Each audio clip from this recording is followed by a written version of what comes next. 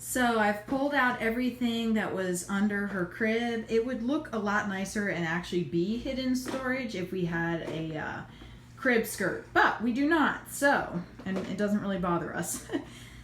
So I just want to show you my little containers here. This bag here that I have my maternity clothes and different items in, you can see the Preggy Pops there. I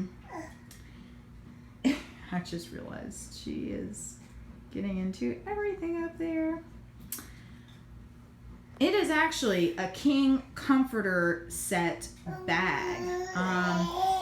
So a nice free way to get a little baggie for that. This, obviously, the boppy is in its original container, and so is my pregnancy pillow. It's in its original container, so that makes it easy to just slide under there. That green thing here is actually just more bags because you just never know when you'll need one.